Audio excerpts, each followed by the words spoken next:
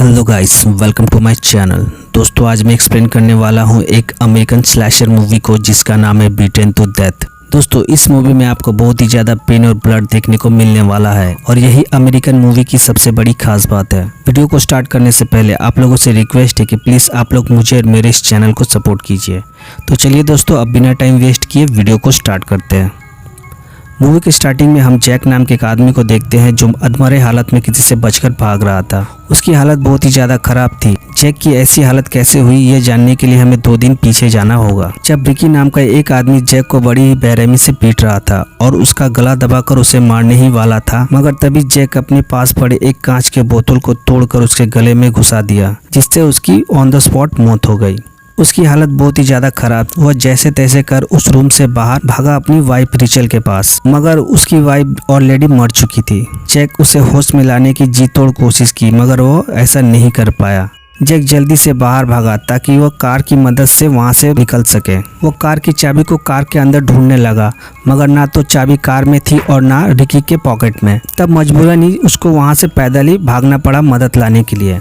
उसके बाद scene change होता है और मूवी की आगे के सीन को दिखाया जाता है, जहां हम जैक को और भी अधमरे हालत में बेहोश पड़ा देखते हैं। सुबह होने पर वह जागा और फिर धीरे धीरे आगे बढ़ने लगा और इससे यह पता चलता है कि आगे इसकी हालत और भी बदतर होने वाली है।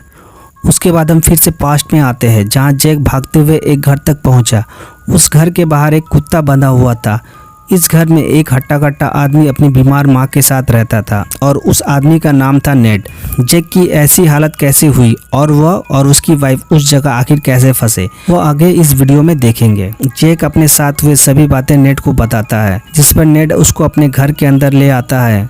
घर के अंदर आते ही वो नेड को अपने सामने हाथ में राइफल लिए खड़ा देखता है और यह देखकर जैक के पसीने छूट गए, मगर नेड राइफल लाया था सेफ्टी के लिए। और फिर वह दोनों कार में बैठकर उस लोकेशन की तरफ निकल गए और इसी बीच रास्ते में जैक की आंख लग गई।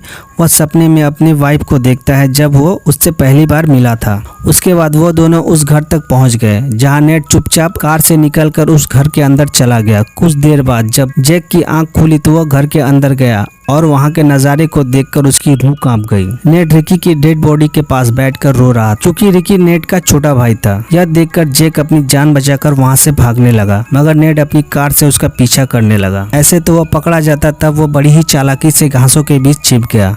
अब नेड जैक को नहीं देख पा रहा था, तब वह घासों के ऊपर कार को घुमाने लगा ताकि जैक कार से कुचला जाए। नेड उसके ऊपर कार चढ़ाने ही वाला था, तब ना चाहते हुए भी जैक को वहां से भागना पड़ा। भागते हुए इस बार वह कीचड़ में गिरकर फंस गया और फिर वहां नेड आ गया।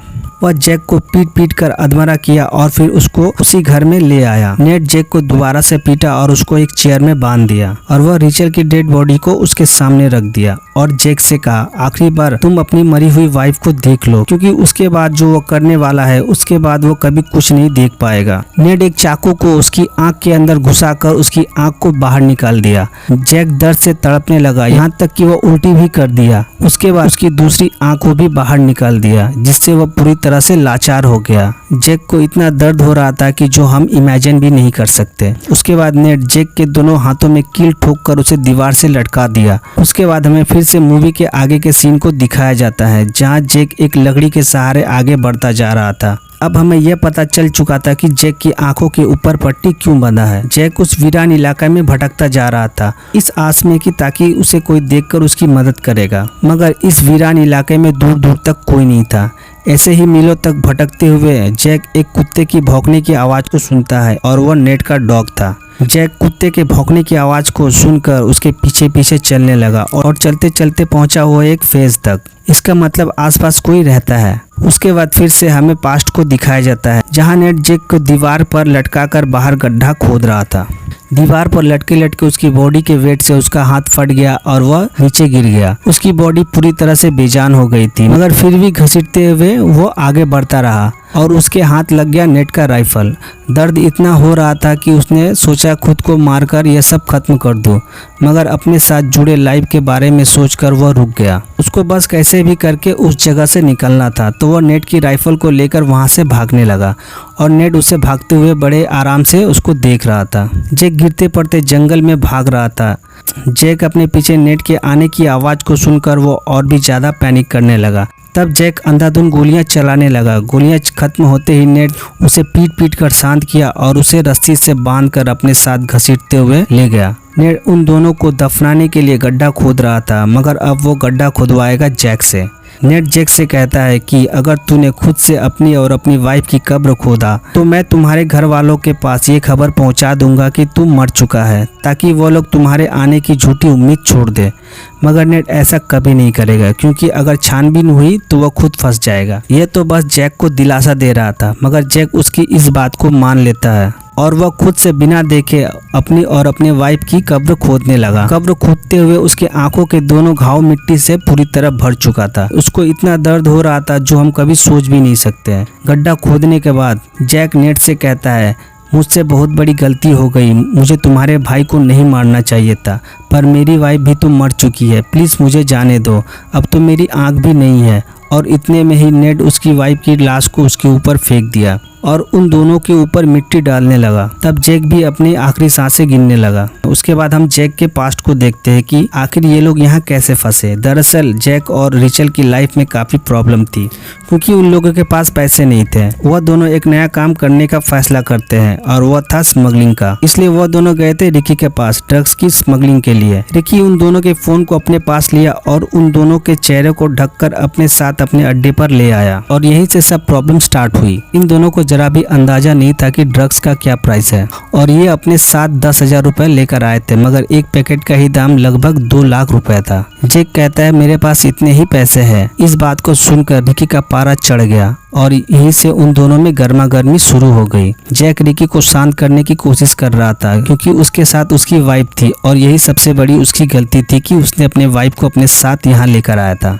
इनके चेहरे पर जो खुशी थी कि इन लोगों की जिंदगी अब बदल जाएगी, अब वही खुशी मातम में बदलने वाली थी। रिकी और जैक के बीच हाथापाई होने लगी। रिचल जैक को छुड़ाने की कोशिश की तो रिकी ने रिचल को धक्का दे दिया, जिससे रिचल का सर एक टेबल से जा टकराया और वह मौके पर ही मारी गई। और फिर रिकी जैक को बुरी तरह से पीटने लगा और यहीं से मूवी की स्टार्टिंग हुई थी और आगे जो हुआ वो हम सब ने देख ही लिया। उसके बाद नेड जैक को जिंदा दफनाकर वहां से अपने घर चला गया, मगर जैक अभी भी जीने की आस को नहीं छोड़ा था। वो हाथ पैर मारकर कब्र से बाहर निकला और वहां से भागने लगा। भागते हुए एक घर तक पहुंचा और वो था नेड का घर।